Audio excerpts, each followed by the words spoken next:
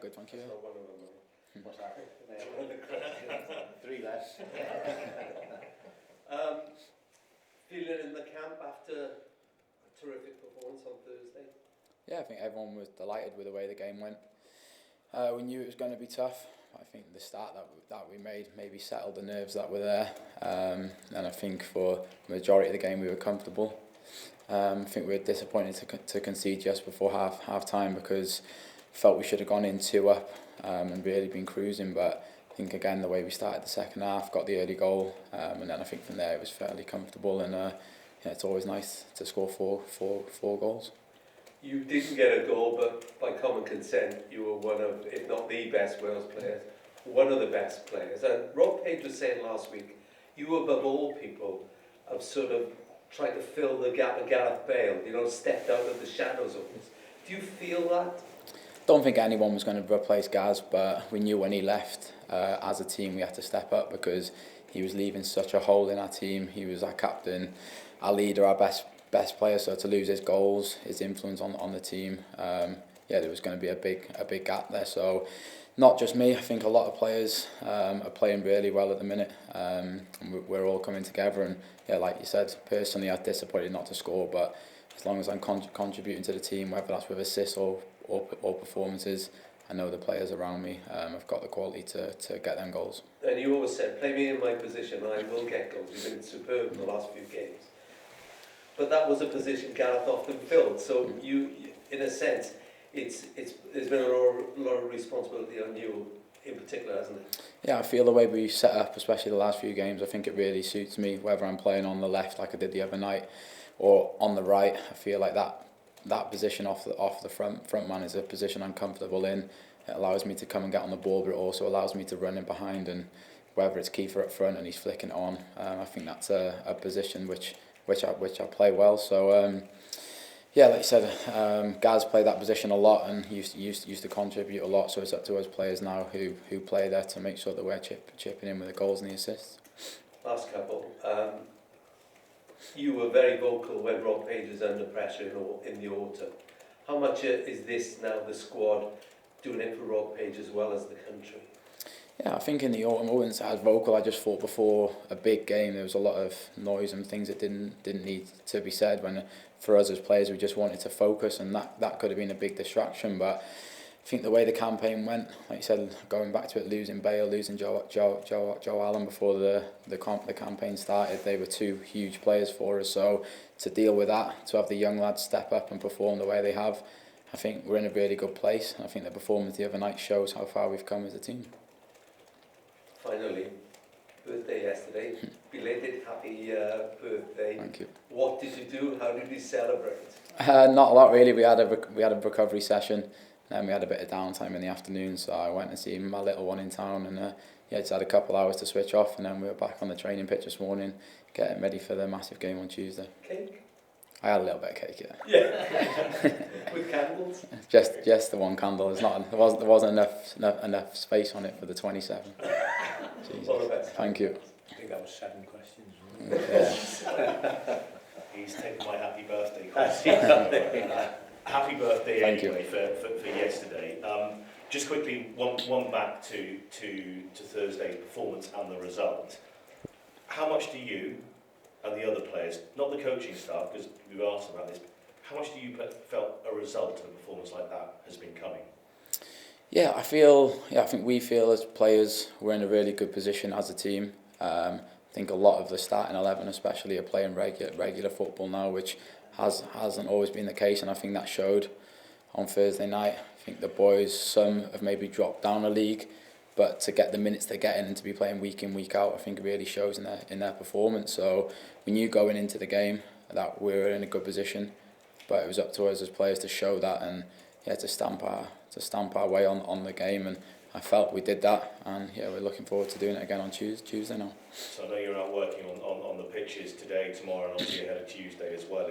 But is it fair to say that Poland are a completely different tactical fit with the way that they're going to threaten you as well? So can you just explain where you can, not giving away trade secrets, but where Poland are going to be threatening for you? I think the obvious one is going to be their front man. Everyone knows how dangerous he is, the goals he's scored throughout his career, and he might not be getting any younger, but we know if we give him a chance he's going to score. So I think first and foremost we've got to be solid at the back, make sure we don't give them many chances, and then when we get the ball, we know the quality that we've got in the team, we need to make sure that we hurt them going the other way, and I felt we'd done that to Finland the other night. I think they had quite a bit of the ball, maybe more than what we thought they would, but I felt when we won the ball back, especially high up the pitch, the positions we got in, the chances we created and the goals we scored, I think we can really get at them on Tuesday. And in terms of the development of the team, much has been made from Rob and from us as well, just how young the team is. Yet look at the caps. You've got well over 50 now. Dan and Ethan got their 50th the other day as well. But how ready are you for a game like Tuesday, which could be very, very tight, very, very nervous? There's so much at stake that this team has got the experience, got the know-how when those crucial moments come, because it might just be one goal here or there. Yeah. Are you ready for that kind of environment, do you think, as a team? Yeah, I think we are. Like you said, I think on paper a lot of the boys are still really, really young, but like you said, Ethan's I think 23 and he's already up to 50 caps, so that shows the experience we've got. But we've also got a lot of experience in the squad that might not be playing. You look at Big Wayne, Ben Davis, Wardy. I think they've been to 3 major tournaments already, so they've been there and done it. They know what games like this are like. So I think they're always helping the younger boys. But I think in this campaign especially, the younger ones in the team have shown that they're more than capable of games like this, going away to Croatia and getting a point and then beating them at home, holding our own against Turkey at home as well. I think we've shown that we can do it in big games, in pressure situations. So Tuesday night will be no different, and we're looking forward to it. It seems crazy we can't get enough candles on a cake for you, but you are so young, yet you've been playing for ages. But can I just ask how much sort of Fulham, being settled at Fulham, and the plaudits that you're getting from people within the Premier League, has your game gone to another level? And if so, can you explain why and who's really helped you? Marcus Silva or people at Fulham.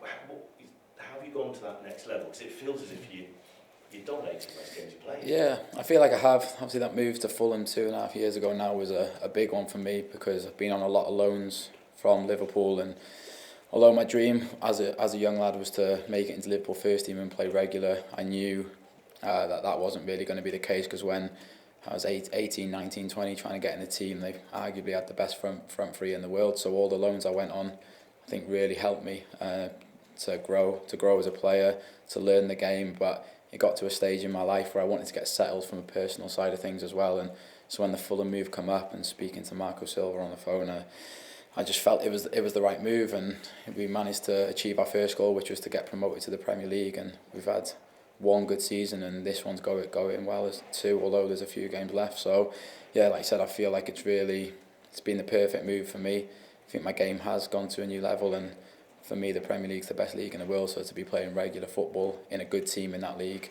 I can only get better. One very, very quick one. You ever given a free kick up to somebody else? Because nobody, the second goal, Yeah.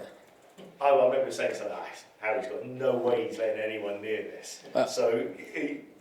These discussions. The funny thing was, in training the day before, I planned it with Neeks. He was supposed to do that to me, but the free kick happened to fall on the left side, so I had to do it to him. And I just said to him, just make sure you hit the target, and he went and put it in the top corner. So yeah, if he does that again, I'll be happy. Thank you. Anyone else? Harry, you referenced Lewandowski earlier.